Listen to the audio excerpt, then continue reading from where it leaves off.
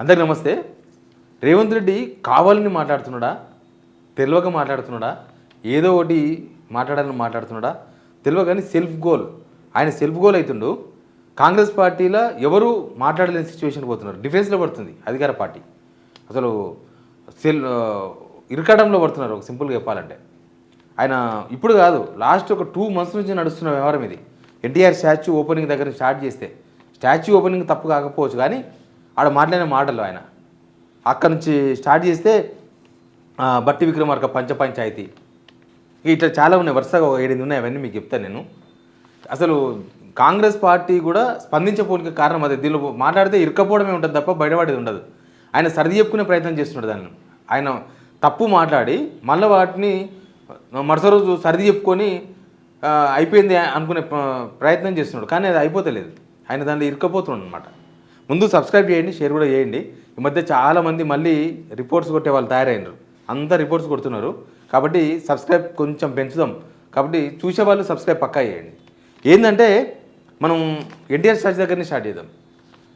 NTR statue open చేయొచ్చు, తప్పేం లేదు. అది వాళ్ళ ప్రభుత్వం తీసుకున్న విధానము, కొంత యాక్సెప్టెన్స్ ఉంది, కొంత రిజెక్షన్ ఉంది, అదంతా ఓకే. కానీ ఇందిరాగాంధీని ఎన్టీఆర్ను ఒకగానే కట్టేసిండ్రు. తెలియక మాట్లాడుతుండా. ఆయనకు చరిత్ర తెలియదా, లేకపోతే నడుస్తున్న కాలం తెలియదా, లేకపోతే ఫ్యూచర్ తెలియదా, ఏమో తెలియదు. ఎన్టీఆర్కు ఇందిరాగాంధీకి ఏం పోలిక? ఇందిరాగాంధీకి వ్యతిరేకంగా ఎన్టీఆర్ పార్టీ పెట్టిండు, ఆయన ముఖ్యమంత్రి అయ్యిండు. అట్లాంటిది ఇద్దరిని కలిపేస్తే అసలు కాంగ్రెస్ పార్టీ ఒరిజినల్ కాంగ్రెస్ అంటే కాంగ్రెస్ సిద్ధాంతాలు నచ్చి పార్టీ ఇది ఉంటారు కదా, వాళ్ళ సెక్యులరిజం, రాజీవ్ గాంధీ, ఇందిరాగాంధీ అని తిరుగుతూ ఉంటారు చూడు, వాళ్ళందరూ ముక్కునే వేసుకున్నారు. ఏంది ఇది? ఈ హిస్టరీ తెలిసిన వాళ్ళు అయితే అసలు రేవంత్ రెడ్డిని ఎవడు మాట్లాడమంటున్నాడు, నేను ఎందుకు మాట్లాడుతున్నానని మాట్లాడుతున్నారు. అదొక్క ఇష్యూ కాదు. నిన్న మొన్న బట్టి విక్రమార్క పంచాయతీ, అది ఎవరిని ఉద్దేశించన్నా డైరెక్ట్గా పోయి బట్టి విక్రమార్క తగిలింది. ఎక్కువ రోజుల నుంచి ఎక్కువ సార్లు ఎవ్రీడే పంచ కట్టుకునేది ఆయననే. ఇంకోటి ఏంటంటే ఆ పంచాయతీ ఆయనకి ఎందుకు తగిలిందంటే రేవంత్ రెడ్డికి బట్టి విక్రమార్క మధ్య కొంచెం గ్యాప్ పెరగడంతో ఈయననే టార్గెట్ చేసి అన్నాడు. బహుశా ఆయన ఈయన కూడా టార్గెట్ చేసి అనుండొచ్చు. రేవంత్ రెడ్డి తక్కువడేం కాదు. తర్వాత నిన్నమున్న హిట్లర్ అయితే ప్రపంచంలో హిట్లర్ని ఆదర్శంగా తీసుకున్న వాళ్ళు ఎవరు లేరంట. రాహుల్ గాంధీ అడిగిండు, అసలు ఈ హిట్లర్ ఏంది, స్టోరీ ఏంది, హిట్లర్ కథ ఏంది అని.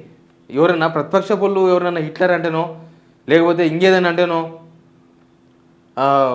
అవతలను తిట్టిపడేస్తారు. ఏంది ఎట్లా కనిపిస్తుంది నీకు అని.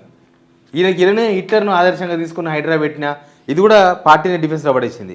తర్వాత నిన్నమున్న వైజాగ్ జూబ్లీ హిల్స్, సరే ఏపీకి వైజాగ్కు వాళ్ళు మెట్రో ఇచ్చారు. అసలు జూబ్లీ హిల్స్ మాదాపూర్ ఎంత సైజు ఉంటుంది, తర్వాత వైజాగ్ ఎంత సైజు ఉంటుంది, రెండింటికి పొందన లేదు. చాలామంది మాట్లాడుతున్నారు. ఇక్కడ ఉన్న ఏపీ వాళ్ళు హట్ అయ్యారు. ఇక్కడ ఉన్న ఏపీ ప్రజలు వైజాగ్ సంబంధించిన అనుబంధం ఉన్న వాళ్ళంతా హట్ అయ్యారు ఆ కామెంట్తోన. ఇది 25, 30, 100 చదరపు కిలోమీటర్లు ఉంటే ఆడ 500 చదరపు కిలోమీటర్లు ఉంటుంది అక్కడ మొత్తం వైజాగ్. ఓన్లీ బీచ్ చూసి వైజాగ్ అనుకుంటుండా అని చెప్పి చాలామంది కామెంట్ చేసిండ్రు. అంటే రేవంత్ రెడ్డిని ఎక్కువ టీడీపీకి ఆడరు, లేకపోతే ఏపీలో ఉండే వాళ్ళు కొంత ఇష్టపడతారు. తెలంగాణలో అయిపోయింది కథ. కానీ వాళ్ళందరూ కూడా ఏంది ఇట్లా నోరు పడేసుకున్నాడని వాళ్ళందరూ సోషల్ మీడియాలో రెస్పాండ్ అయ్యారు. ఇంకా నేను రేపు 23వ తారీఖు నాడు ఒకటి ట్రంప్ రోడ్ అని ఒకటి స్టార్ట్ చేస్తున్నాడు. ట్రంప్ రోడ్ అని పేరు, డొనాల్డ్ ట్రంప్ అని పేరు పెట్టేసిండు. అక్కడ సైబరాబాద్లో ఆడేదో అమెరికన్ కౌన్సిలేట్ ఆఫీస్ ఉందంటే అక్కడ పెడుతు ఆ రోడ్కు డొనాల్డ్ ట్రంప్ అని పేరు పెడుతున్నాడు. సార్ చాలామంది ప్రముఖుల పేర్లు పెట్టవచ్చు. ఇప్పుడు ప్రతి దేశానికి సంబంధించిన కౌన్సిల్ ఉంటుంది, వాళ్ళ ప్రముఖుల పేర్లు పెట్టలేం కదా. డొనాల్డ్ ట్రంప్ కూడా పర్మనెంట్ కాదు కదా. అంతకుముందు ఓడిపోయిండు, మొన్న గెలిచిండు, రేపు మళ్ళీ ఓడిపోవచ్చు. ఆయన పేరు ఎందుకు పెట్టిండ్రు? ఇంకోటి ఏంటంటే ఈ మధ్య డొనాల్డ్ ట్రంప్ చేసిన కథలన్నీ అందరికీ తెలుసు కదా ఏమవుతున్నాయో. మన ఇండియా మీద ఎన్ని ఛార్జెస్ వేస్తున్నాడు. ఇప్పుడు మనం అందరం ఎందుకు బాధపడుతున్నాం? ఆ ఇరాన్ మీద యుద్ధం చేయడంతోనే బాధపడుతున్నాం. పెట్రోల్ రేట్లు పెరిగి, డీజిల్ రేట్లు పెరిగి, ఆయిల్ రేట్లు పెరిగి, నిత్యావసర సరుకుల ధరలు పెరిగి, మొత్తం ఇండియా ఏమవుతుందో కానీ ఇండియాలో ఉన్న జనాలందరూ కూడా కింద మీద అవుతున్నారు బతకనికి. ప్లస్ ఆ ఇరాన్ ఏంది, ముస్లిమ్స్, ఇరాన్లో ఉండేదంతా ముస్లిమ్స్. ట్రంప్ ముస్లిమ్స్ మీద యుద్ధం చేసిండు. ఇక్కడున్న ముస్లిమ్స్ ఏంది ట్రంప్ పేరు పెట్టడం ఏంది? నేను ఒక ట్వీట్ చూపిస్తాను చూడండి. ఒక కమ్యూనిస్ట్ పార్టీకి సంబంధించిన లీడర్ ఒక ట్వీట్ పెట్టిండు. అసలు ఈ డొనాల్డ్ ట్రంప్ పేరు ఎందుకు పెట్టినావు, రేపు 23వ తారీఖున ప్రారంభిస్తున్నావు మార్చు అని. ఇక్కడ ముస్లిమ్స్ కూడా హట్ అవుతారు కదా. ఇరాన్లో దాడి జరిగితే ట్రంపే కదా దాడి చేసింది మొత్తం. ఆయన పేరు ఎందుకు పెట్టిండో తెలియదు. మన ఇక్కడ నుంచి పోయి అమెరికాలో ఉన్న వాళ్ళు కూడా అవస్థలు పడుతున్నారు. మన ఎన్ఆర్ఐలు చాలామంది అవస్థలు పడుతున్నారు. అసలు మనల్ని వీసాల పేరుతోన వేధిస్తున్నారు అక్కడ. అసలు అమెరికా పోవాలంటే కూడా భయమైంది మనోళ్ళకి. ఇప్పుడు అమెరికాలో ఉన్న వాళ్ళు కూడా చాలామంది భయపడుతున్నారు. అట్లాంటి ఆయన పేరు తీసుకొచ్చి పెట్టిండు, ఏం అవసరం ఉన్నది? ఇవన్నీ కూడా కాంగ్రెస్లో కొంతమంది సీనియర్ అంటున్నారు, తలకాయ లేని పనులు అంటున్నారు. ఇవన్నీ తెలిసి చేస్తున్నాడా, తెలివక చేస్తున్నాడా, ఆయన కావాలని చేస్తున్నాడా, పార్టీని ఇరకడంలో పెట్టాలని చేస్తున్నాడా, ఇంకా మళ్ళీ జీవితకాలంలో కాంగ్రెస్కి ఓటు వేయద్దు జనాలు, చాలు విరక్తి చెందాలని మాట్లాడుతున్నాడా? ఇవన్నీ ఏమి ఆయన ఎవరు అడగరు కదా. లేకపోతే ఇంగ్లీష్ రాక ఏదో ఒకటి మాట్లాడాలని మాట్లాడుతున్నాడా, పబ్లిసిటీ పిచ్చి పీకు పోయి మాట్లాడుతున్నాడా, లేకపోతే నేను దేశీయ నేత కావాలని మాట్లాడుతున్నాడా? దేశీయ నేత కావాలంటే అయిపోతుందా? అంత ఈజీయా? కనీసం కేసీఆర్ కన్నా ఇంగ్లీష్, హిందీ కొంత దేశ రాజకీయాల మీద, దేశ భౌగోళిక పరిస్థితుల మీద అవగాహన ఉన్నది ఆయనకి.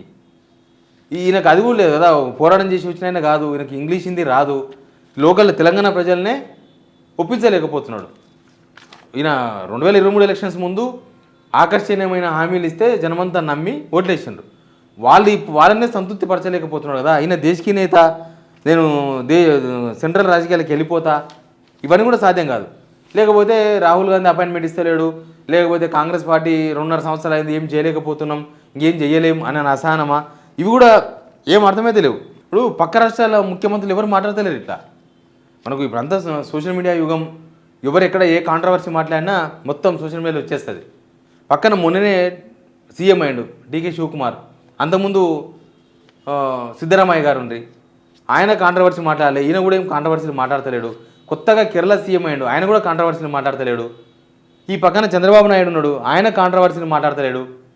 ఇట్లా ఎవరు ఏ ముఖ్యమంత్రి, రాష్ట్రంలో ఉన్న ఏ ముఖ్యమంత్రి, ఈ పక్కపక్క రాష్ట్రాలు కానీ ఇండియాలో ఉన్న ముఖ్యమంత్రులు కానీ ఇంత కాంట్రవర్సీగా ఎవరు లేరు.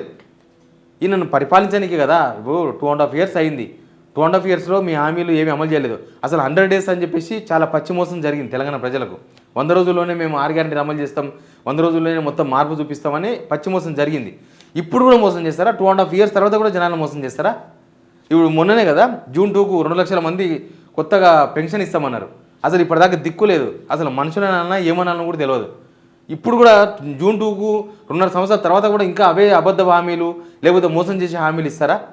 ఇవన్నీ ఈ మాటలు ఇవన్నీ కూడా తెలంగాణ ఇజ్జత్ కూడా తీస్తున్నాయి. తెలంగాణ పరువు కూడా పోతుంది.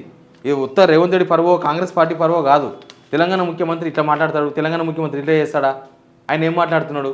ఇప్పుడు హిట్లర్ గురించి మాట్లాడితే ఓన్లీ తెలంగాణకు మాత్రం పరిమితం అవుతుందా? కాదు కదా. హిట్లర్ గురించి తెలిసిన వాళ్ళు, తెలవని వాళ్ళు, ఇంగ్లీష్ మీడియా, మలయాళం మీడియా, తమిళ మీడియా ఎక్కడ దోస్తే అక్కడ సోషల్ మీడియాలో మొత్తం దోసేసిండ్రు.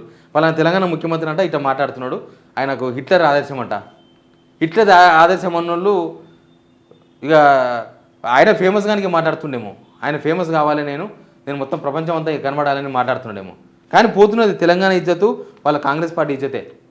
ఈయనకు అధికారం ఇచ్చింది, ఏదైనా చేయండి, మంచి పనులు చేయండి, మీరేమైనా మార్పు చూపించండి, మార్పు చూపిస్తామన్నారు, మీరు ఏదో హామీలు అమలు చేస్తామన్నారు. అవి ఏమంటే ఇట్లాంటి ఈ పనికిరాని మాటలు మొత్తం మాట్లాడుతున్నారు. ఇట్లాంటి వ్యాఖ్యలతోన వాళ్ళ పార్టీ నచ్చకపోతే వాళ్ళ కర్మ, దానికి ఎవడేం చేస్తాడు. కానీ ప్రభుత్వం కూడా, జనం ఓట్లేసిన ప్రభుత్వం ఉంది కదా, ప్రభుత్వం చేయాల్సిన పని చేయకుండా నిజంగా కూడా రాజకీయ నాయకులు, లేకపోతే సీఎం, ముఖ్యంగా ముఖ్యమంత్రి పదవిలో ఉన్న వాళ్ళు ఎవరు కూడా పొద్దుగా లేస్తే రాజకీయాలు మాట్లాడరు. అసలు ఊకే మీడియా ముందుకు రారు. వాళ్ళు ఏమైనా మాట్లాడితే కూడా ప్రజల కోణంలో మాట్లాడతారు. అంటే ప్రజలకు ఇట్లా ఉండే ఇట్లా చేస్తున్నాం, ప్రజలకి ఇది చేయాలనుకుంటున్నాము, దీనికోసం ఇవి ఉన్నాయి, ఇంకోసారి చేస్తాం, ప్రజల కోసం ఈ ప్రభుత్వం ఇది తీసుకొచ్చింది, మా ప్రభుత్వం ఈ నెల ఇది చేసింది, ఇది మాట్లాడతారు. కానీ రేవంత్ రెడ్డి ఎక్కడ కూడా వాళ్ళ ప్రభుత్వం ఇది చేసిందనో చేయబోతుందనో ఏం మాట్లాడతలేడే. ఎంతసేపటికి రాజకీయాలు, వీళ్ళని తిట్టాలి, వాళ్ళని తిట్టాలి, లేకపోతే ఇట్లాంటివి తెలిసి మాట్లాడుతుండో, తెలియక మాట్లాడుతుండో, ఇట్లాంటివి అనవసరంగా కాంట్రవర్సీలు మాట్లాడాలి. దాంతోన ప్రభుత్వం మీద జనాలకు అభిప్రాయం కూడా మారుతుంది. చదువుకున్న అందరికీ అర్థమైంది కాంగ్రెస్ పార్టీ ప్రభుత్వం ఏంది, రేవంత్ రెడ్డికి నాలెడ్జ్ ఏంది, రేవంత్ రెడ్డి ఏం మాట్లాడుతున్నాడు, అసలు ఇది ఏమైనా దీనిలో ఏమైనా వాస్తవం ఉందా, అసలు ఆయన మాట్లాడే మాటల్లో ఏమన్నా కొద్దిగానైనా కనీసం చరిత్రలో ఉన్నదన్నా ఉందా? అందుకే వాళ్ళ పార్టీ వాళ్ళు ఎవరు మాట్లాడింది. ఈయన దారిలో పోతే అది తప్పుదారి అవుతుంది, మనం ఈయనను సపోర్ట్ చేస్తే కూడా అది తప్పే అవుతుంది. అందుకే ఎవరు సపోర్ట్ చేస్తలేరు, ఎవరు మాట్లాడతలేరు. మీరు కూడా ఈ విషయం మీద కింద కామెంట్ బాక్స్లో మీ అభిప్రాయం కూడా చెప్పండి. Please subscribe.